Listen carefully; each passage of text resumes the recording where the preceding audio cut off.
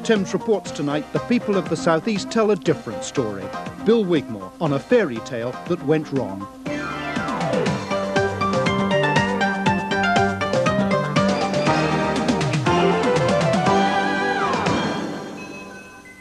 Tonight's tale from Roseland is called The Black Cloud. Once upon a time, there was a very prosperous place called Roseland. It stood for rest of the South East, the rich bit around the capital, and life there was very rosy indeed. Roseland had been rich for a decade. Most people owned their own houses, and those houses were going up and up in value. Because everyone felt so rich, they spent lots of money in the shops. And the factories who supplied those shops grew bigger and richer. So everyone in Roseland had a job. It seemed that the sun would never stop shining. Then one day a big black cloud appeared. The politicians said it was rather a small cloud, but it rained, and the first thing it washed away was the value of people's homes. Breakfast at a council house in Croydon. Right. You want some toast for butter it? Except that it's not a council house anymore. Bill and Nicola exercised their right to buy 4 years ago. Hello, eat breakfast. Why? You don't want no? All right then, don't have any. What time are we going to leave this afternoon for the call? I think we'll have to leave about 2:15 because you've got to park up. And what time's the hearing? 3 o'clock. Bill and Nicola have both lost their jobs. The court hearing is to determine if they'll lose their home as well. The dream of home ownership has turned to a nightmare of huge debt that affects them all. Our whole family life has been torn apart by it all. The children find it hard to cope with. We find it hard to cope with. It's hard to adjust to live in one lifestyle and then you're like living, not literally in the gutter, but you're down below that life, you know, that you were used to. It is very, very hard. Driving the girls to school is one of the few fixed points in Bill's life. His wife knows about the other one. It's a weekly meeting with a psychiatric nurse as Bill battles against the mental breakdown that followed the collapse of his Roseland dreams. 2 years in college and a job as a self-employed carpenter evaporated when recession hit the building industry. The cost of his £37,000 home didn't. That rose along with interest rates as friends and finance houses encouraged him to borrow even more against his new asset. While the good times rolled, it seemed a sensible plan. It was very easy to begin with because everybody assured you that there was always money coming in to cover that particular debt. I mean, I, for one, had work on at the time, and that I felt, well, all the time the work's there, I can pay the debt. They give you all these promises of you have the right to buy. If you take on that right to buy, you will be improving yourself and your family life, and it's the right thing to do. But nobody sits there and tells you, hold on a minute, this could happen, that could happen, and if it does happen, you're just poodling along on your little conveyor belt and a big boot comes out and shoves you off and says you're a reject. We don't want you, you're messing up the system. For months, Bill and Nicola struggled to meet a reduced repayment schedule. But jobs failed to materialise, and worry about their worsening situation made them both ill. Finally, the Leeds Building Society called in its debt. A short dash down the path of borrowed prosperity led to the long, shaming walk to Croydon law courts. They weren't alone. Many other repossessions were being heard that day, but for Jasmine, only the future of her home mattered. Well, what's happened, Nicole? There was a problem with the affidavit because they're trying to claim that we didn't pay any money at all when we took the property on, and we did. So what the judge has said, that he will allow us 56 days instead of 28. So we've got 56 days, and that's it. We lose our home. My youngest came up to me and said, Mummy, I don't want to lose my home. I've only ever lived here. Why have we got to move? I mean, how do you answer a question like that? The cloud of recession has cast a devastating shadow over people's homes. In 1988, house repossessions were running at 18,500. By the end of this year, they're expected to top 100,000. In Roseland, where prices were highest, the pain has been deepest. For the Furneaux Porters, the next stop is the Citizens Advice Bureau. They'd borrowed more against their home than they could possibly get back by selling it in today's depressed market. Dreams of prosperity based on bricks and mortar have been washed away by recession, leaving behind the rock of unpayable debt. Yeah, I'd like to come through. In 1980, councils in the area rehoused 2,500 people who couldn't meet their mortgage.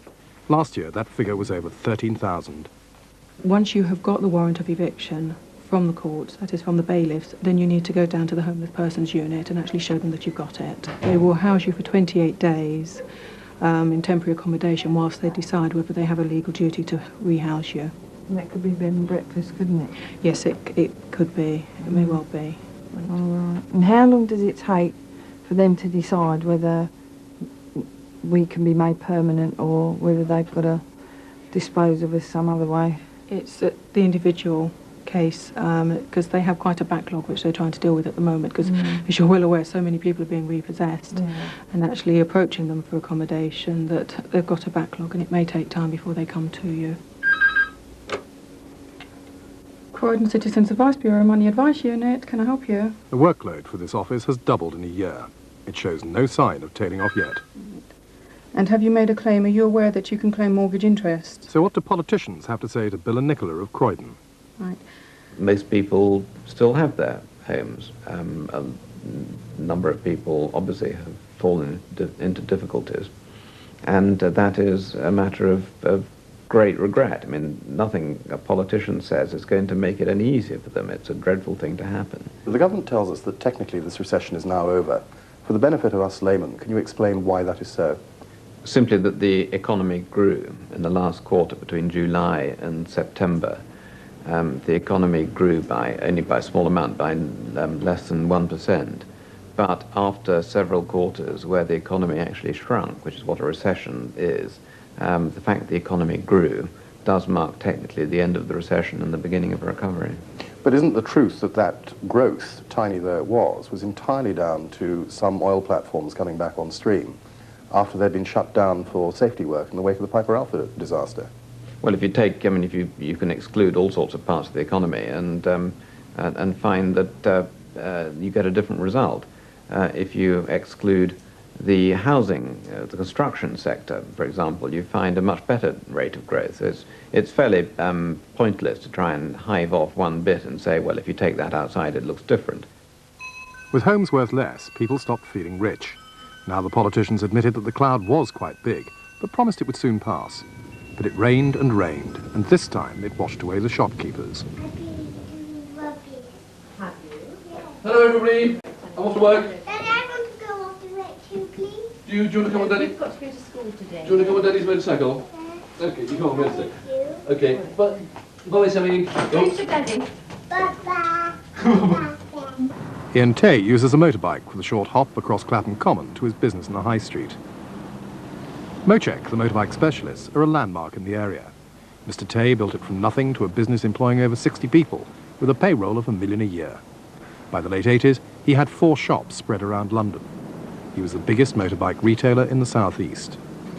But today, he's an assistant in his own shop, working for the receivers. 5 years ago, he was a Thatcherite hero. Yes, I suppose I was to an extent, but then I'm a failed hero now, so I don't think you get many points for that. A bit tight, is it? Well, don't forget leather gives, so. I tried my hardest, and we paid our taxes, we paid our bills, and we did our bit for the community, I think. This is a very hard recession. It's affected everybody, not just previous ones which have been certain parts of the country, the Midlands or the North. This has really been a classless recession. It's affected everybody, lower classes, middle classes, upper classes, the wealthy, the unwealthy. It's shown no mercy. The ravages wrought by this recession are most poignant in once sought-after locations like Marylebone High Street. In a little over 200 yards, no fewer than 14 shops are either in the terminal stage of closing down sales to try and salvage something for the creditors, or empty and looking for a tenant. Ian Tay's prosperous home life is a lot less solid than it seems. For the motorbike entrepreneur, everything is now at risk. How did things go today then? The receiver bought me lunch, that's good news, and they're fairly confident that they're going to have a buyer for the business. Right. But what happens if it doesn't? If it doesn't, we're in deep trouble. If they don't realise enough from the sale of the assets of business, and then the bank will call in our personal guarantee. Right, so the house goes, the car goes. We'll be like anybody else on the streets, yes. We'll have nothing. Okay. I don't know where we'll live, I don't know what we'll do, and I don't know what we'll do about future employment. I think it's also very difficult when you're bankrupt, because something out of the dark ages, really. But I think you can't, I'm not sure whether you're allowed to vote or funny things like that. It doesn't really happen to people like us. The ultimate small businessman, market traders at the Cut in Waterloo. Stephen Lambritis walks past their stalls every morning on his way to the office. He works for the Federation of Small Businesses, and his members are furious at the government's economic performance. This is the worst recession since the Second World War. In London and the South East, over 12,000 businesses have folded in the first 9 months of this year. The difference with this recession is that good, well-run, traditional, family-owned businesses are going under through no fault of their own. We're not talking about bad financial management of the business by the owner. We are talking about bad financial management of the economy by the government. The longed-for hordes of Christmas shoppers have so far failed to lift the gloom, and the decorations in Regent Street have a forlorn air this year. But the Minister is in bullish mood about the retail sector. Consumer spending and consumer confidence is higher now than it has been for a long time. There's investment, a lot of investment decisions which are ready to take, and people sort of in the process of taking those decisions, and that again depends on confidence. It's hardly the time to rush out and buy things, is it? Which is evidenced in the high street by the number of shops for sale and closing down sales. All I'm saying is that the measures of consumer confidence, which is based on what consumers themselves say, not on what the government says, shows that consumer confidence is now high. It's around its historic average. But the reality is out there on the streets, isn't it? The reality is shops closing day in, day out. Well, all I'm saying is that the level of consumer confidence is higher, and the point at which that translates into increases in sales is not something anyone can predict. By now, the politicians were admitting that the cloud was a bit bigger and a bit blacker than they'd first thought, but they promised it would soon lift. But it rained, and this time it washed away the factory profits. Graham Moore runs a component factory in North London. He struck out on his own shortly before the last recession and expanded all the way to the current downturn. The cost of the money he borrowed rocketed along with interest rates, while the value of his factory dropped. He's managed to hold on, but the recession has claimed half his 50-strong workforce. It's a lot deeper than was anticipated. I see our multinational customers cutting their spend by 20–25%. We're having to work a lot harder. We now have a lot more business overseas. We've had to work harder to find replacement business. And that replacement business is more challenging. It needs much better management and costs a lot more, although you don't get the same sales income for it. Like most businessmen, Graham Moore has had to mortgage private as well as commercial assets to get finance. As recession shrinks the value of those assets, the banks get nervous about their loans. Industry needs working capital to fight its way out of recession. A bank-induced credit famine could stall recovery. We need more funding in some shape or form. Now, if it's difficult to go to the banks, then maybe we should be saying, look at the amount of money we have in our asset. It would earn more money in the post office. Now, as soon as you put businessmen like myself into that position, it begs the question, then I wonder how many Graham Moores of this world you're going to have in 3 to 5 years' time. The recession has already thrown thousands of Graham Moores out of business. In 1988, just under 7,000 companies went down. This year, the figure's already doubled, and it's expected to rise to over 16,000. The hopes and dreams of many entrepreneurs have ended up in this warehouse. Until recently, a local Kent liquidator took 30,000 square feet of this building to house bankrupt stock. Typewriters and tables, carpets and computers, everything was auctioned to claw back something for the creditors. This is all that remains, and Martin Allpress hopes to find a private buyer to take it away. To be identified by one of the creditors who's coming down. They're coming down sometime next week, so you can make sure this is available for them to inspect, and someone can check to make sure it's all okay. All right. Okay. And then Tuesday. Don't forget the furniture that's for sale on Tuesday as well. And these goods here have been sold and they're being picked up sometime again next week. Mr. Allpress believes it's the banks who must answer for his increasing business. Well, my work has tripled. In the last 2 years, I'm doing triple the amount of work that I was doing 2 years ago. Do you think it's entirely these people's faults that they're having to come to you to be wound up? Sometimes it is, but a lot of the times the companies have gone down because of outside agencies. They've had pressure from their banks have given them large amounts of security, large amounts of money, and then the banks have realised with a fall in property that the value of their security is not sufficient to cover the amount of money they've advanced. So subsequently the banks or the lending companies have pulled their monies in and therefore put the company under very difficult financial restrictions. What kind of businesses do you find are going down? I can't think of any businesses not going down, really. I think the only businesses doing well are undertakers and insolvency practitioners at this moment in time. We're very conscious of the complaints that have been made and the anxieties that have been expressed. Banks, obviously, businesses have shareholders like everybody else and have to account to their shareholders for how the bank is performing, and they have to safeguard their risks. What we were concerned with was the suggestion being made that there was, in some sense, collusion, that there wasn't competition between the banks. And the Office of Fair Trading investigated that and concluded very clearly that that was not the case.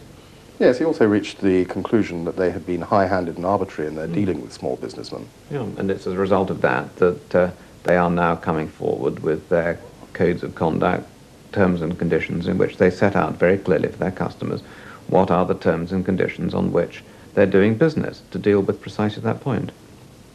The businessmen I've been talking to say, look, the banks lend on collateral. That tends to be your personal home, your own bricks and mortar. Therefore, when they see property prices tumbling, they run to get their money back, and that is what's closing down a number of businesses that otherwise would be viable. Well, I mean, you can't have an economy which founds itself on inflationary house values. We have a banking system, perhaps. I mean, that you assert that. It's not, I think, sustainable, and it's not actually the sort of basis on which you plan how to the economy should proceed. People take decisions about starting business. They then seek to raise the money, and not just from banks, in order to make that business successful. There are all sorts of different ways of raising capital, and all sorts of new ways of raising capital which are coming into existence, and that's very desirable. When the factories started to complain, the politicians admitted that it was indeed raining, but they thought they could see the sun peeking through. But it rained, and this time it washed away the people's jobs. Alan Bailey left school at 16 and was solidly employed for the next 39 years. A member of the local Chamber of Commerce, he lost his job as a distribution manager last September. Now he signs on once a week at the St Albans Job Centre. Okay, I'll take your forms. Thank you. I'll just take a seat, someone will be with you. Mr Bailey finds a job centre tailored to the bottom end of the employment market. But today, the middle class also need jobs. They're very nice people and they are working hard. Mr Bailey, please.